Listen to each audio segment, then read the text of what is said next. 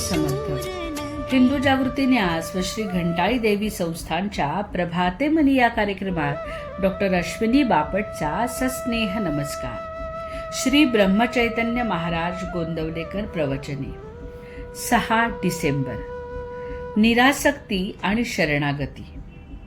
एखाद्याची सुरी असली, तिची लाकडी मूठ बदलून लोखंडाची केली, दुसऱ्याने चांदीची केली, कोणी सोन्याची केली, पण मारल्यानंतर परिणाम एकच. तसा प्रपंच चांगला असला, कसाही असला, तरी तो सुरीच आहे. त्याचा घात सगळीकडे सारखाच. प्रपंचाची आसक्ती म्हणजे त्या सुरीची धार आहे. म्हणून आपला धंदा, नोकरी सगळे उत्तम करावे, त्यात मागे पुढे पाहू नये. पण त्यासाठी मी आहे तसा नाही असे कधीच समजू नये.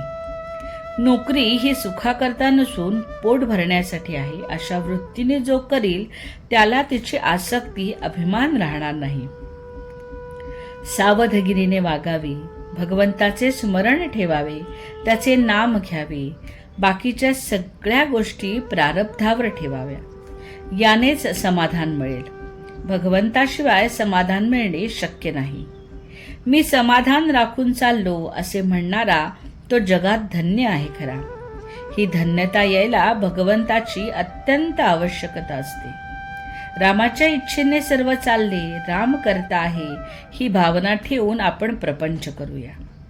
प्रयत्न आटोकाट करावा, पण फळ देणारा भगवंत आहे ही भावना ठेवून समाधानाने टिकवावे आणि समाधान टिकवावे. भगवंताची प्राप्ती व्हायला दुसरे काही नको, शरणागती पाहिजे. मी उपाधिरहित बनणे ही शरणागती आहे. माझेपणाची जी उपाधी आहे ती नाहीशी करायची असेल तर साधन तसेच पाहिजे. इतके उपाधिरहित साधन नामाशिवाय दुसरे कोणतेही नाही. ते साधन तुम्ही करा. भगवंताच्या नामाचे प्रेम यायला तसे शुद्ध अंतःकरण पाहिजे.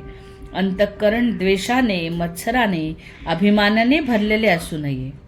एकमेकांवर प्रेम करा. घरातून सुरुवात करा. मुलगा आपल्याला सुख देतो म्हणून नाही, पण माझे कर्तव्य म्हणून मी त्याच्यावर प्रेम करेन.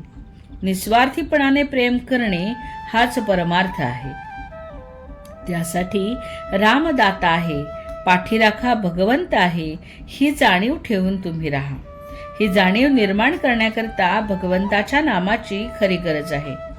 मनाची शांती मिळवायला हाच मार्ग आहे. दैन्यवाने कधीच नसावे.